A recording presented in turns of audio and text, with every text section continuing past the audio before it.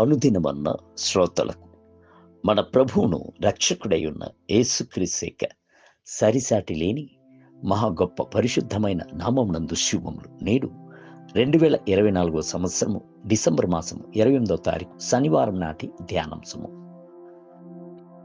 గురి యొద్దకే. పిలుపులకు రాసిన పత్రిక 3వ అధ్యాయము 14వ వచనమందు, యేసుక్రీస్తునందు దేవుని ఉన్నతమైన పిలుపునకు కలుగు బహుమానమును పొందవలనని గురి యొద్దకే పరిగెత్తుచున్నాను.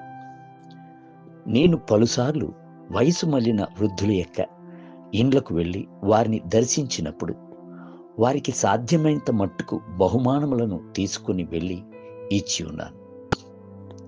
క్రీస్తునందు జీవించుచున్న వయసు మళ్ళిన వృద్ధులు మిగుల ఆనందముతో ప్రభువును పాడి స్తుతించుటను చూచుచున్నప్పుడు నాకు మిగుల ఆనందముగా ఉండును.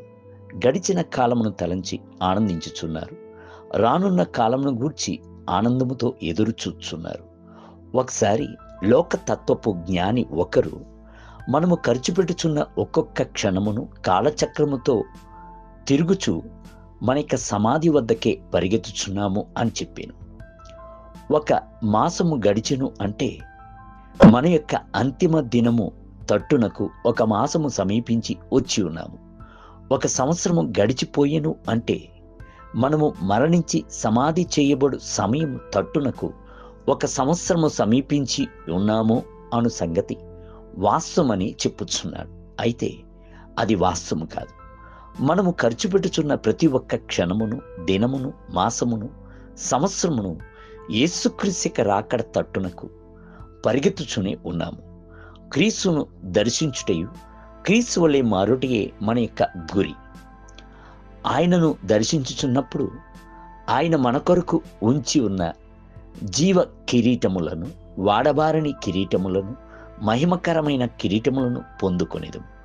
అపోస్తులైన పౌలు ఈ సంగతిని సూచించుచున్నప్పుడు దేవుడు పిలిచిన ఉన్నతమైన పిలుపునకు కలుగు బహుమానమును కొరకు అని చెప్పుచున్నాడు. క్రీస్తును అంగీకరించక పాపమునందు జీవించున్న ఇతరులు కూడాను సమాధి తట్టునకు పరిగెత్తుటలేదు. వారు న్యాయ తీర్పు దినము తట్టునకు పరిగెత్తుచున్నారు. భూమి మీద వారు చేసిన ప్రతి ఒక్క చర్యకును తగిన ఫలమును పొందుకొనుటకు పరిగెత్తుచున్నారు. కొంతమంది పాతాళము తట్టునకు పరిగెత్తుచున్నారు. కొంతమంది నిత్యమైన చీకటి తట్టునకు పరిగెత్తుచున్నారు. క్రీస్తు కల్వరి శిలువ మరణము ద్వారా మానమును జయించు మార్గమును మనకు బోధించుచున్నాడు. కావున వయసు మళ్ళిన వృద్ధులను గూర్చి మనము చింతించిన అవసరము లేదు.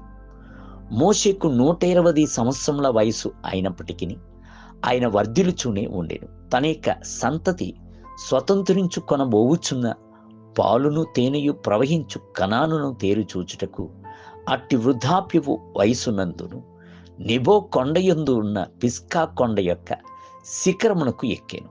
అప్పుడు యెహోవా ఆయనకు దాను వరకు గిలాదు దేశమంతయు, పశ్చిమ సముద్రం వరకు యూదా దేశమంతయు, దక్షిణ దేశమును సోయోరు వరకు ఈత చెట్లు గల పట్టణమును ఊరు మొదలుకొని ఎరికోలోయ చుట్టూ మైదానమును అతనికి చూపించెను.